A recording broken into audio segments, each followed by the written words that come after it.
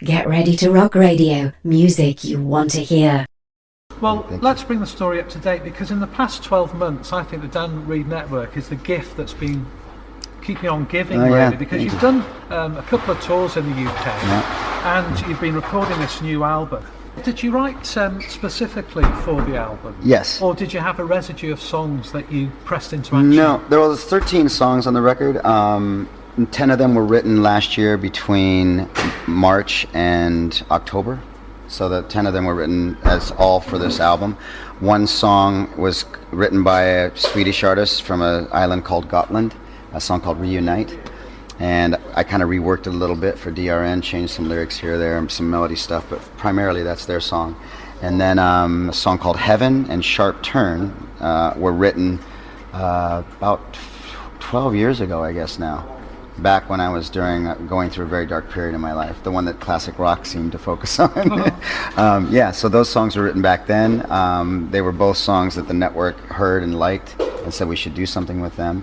And Rob Dacre is a co-writer of Heaven. So now that he's in the band, it felt like, oh, this is a DRN song then, because it's written by one of the band members and myself. So it's fantastic. As I said in the review, that it actually connects with the 80s, and I think the whole album does, but it moves the story forward as well. I think that's what you wanted, Dan, isn't it, really? Absolutely. You didn't want it to be too retro. Well, the thing was we wanted to pay respect to our history. The fact that we were considered this funk rock band is always in the back of your head. But we also wanted it to be contemporary for 2016. So I guess the goal there was to make sure the production encompassed both DRN's past sound and what we hope to achieve going into the future, like if we wanted to do another album.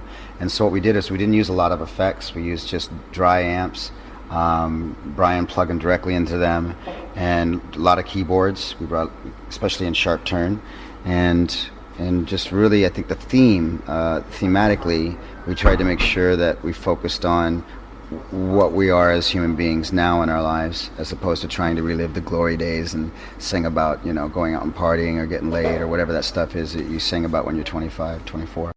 Now, we mentioned in the review as well that this album might be seen by some as a natural extension of your solo work. Yeah, I've heard that. Were you mindful that any new album could be construed like that, really? And for example, in the 1990s and beyond, you've had more of a musical output than the rest of the guys, because you had your solo album. As far as releasing stuff, possibly. So you've kept your hand in, really, like that.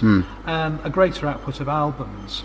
And of course, you've always been the chief songwriter. But when you made the album, were you thinking like that at all, or is that something you've heard subsequently? Well, I was conscious of trying to not have it sound like my solo stuff. I think my solo music was much more chilled out and laid back, more internalized production, as opposed to external big sound. And with the network, we said, this needs to be something that we feel good about playing live on stage, and DRN live has never been tame. We're always just throwing 110% out there. And so when you play a song, even like a song like Rainbow Child, or on this new album there's a song called Be There With You, which is very similar to kind of Rainbow Child, even though it's down tempo and kind of mellow and could work on one of my solo records. We tried to give it a big sound, with the drums, the kick snare, hi-hat, Melvin's bass playing, of course, and then Brian's unique guitar playing always adds another flavor to stuff that I never can do on my demos or my solo work. I hope it still sounds like DRN, but I can't deny that thematically it's definitely an extension of what I've been trying to do with my last 3 solo albums, which is sing about not so much relationship stuff, sing more about, it could be about relationships, but not about male-female or male-male or female-female.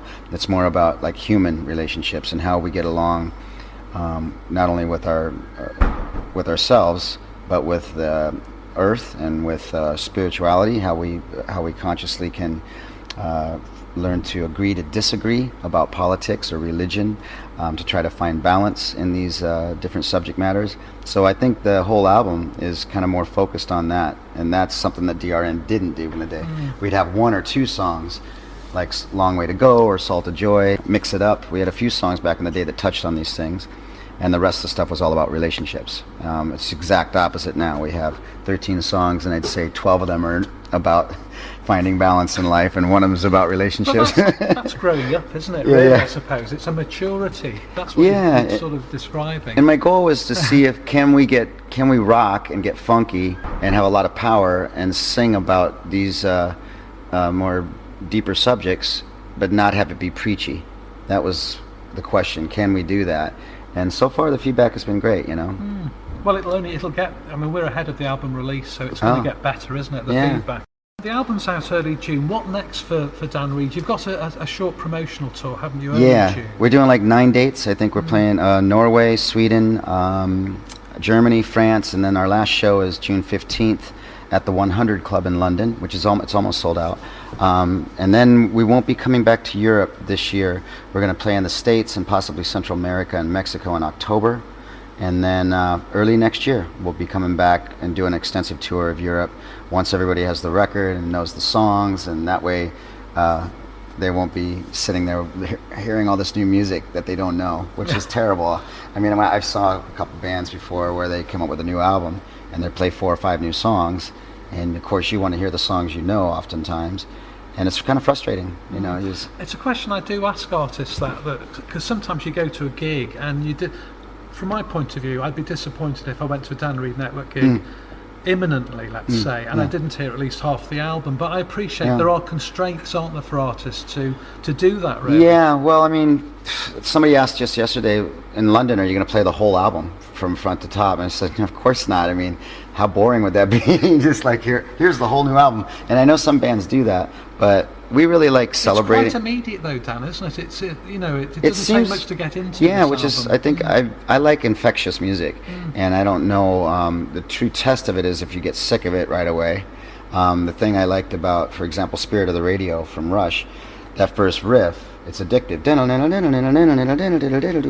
Bam, and the drums come in, and you go, I love this right away. But you can listen to that song now, 25, 30 years later, whatever, when it was released, and still it feels fresh and new, and that's something great. You can't say that about some other artists where you're like, I heard that song so many times when it came out, I'll be happy if I never hear it again. So I hope this new DRN album is something that can stand the test of time like that. I think, well, personally, I think it will. It looks back, but it looks forward. And going back to something we were saying before about your sort of input in the album. I mean, presumably the next album, there must be a next album. No, we hope so, yeah. Yeah, that maybe it will be a different process as well, because, you're playing together now, and you've got views, haven't you? And maybe there'll be more of a distance between your solo stuff and the network stuff. I think so. I think you're absolutely right. And, Rob didn't have a lot of influence on the writing for this album, because he was completely swamped and busy last year. But I see Rob, Brian, Melvin, and I really getting together more, and especially during jam sessions at sound checks. Oftentimes we come up with ideas there, and I have my iPhone there, and I'm recording the 5-minute little jam session we have. And oftentimes there's great potential in some of those sessions, so we'll be doing that a lot. And that as we tour, surely gives you a much better idea than what you were saying about hearing a bus note or a traffic noise.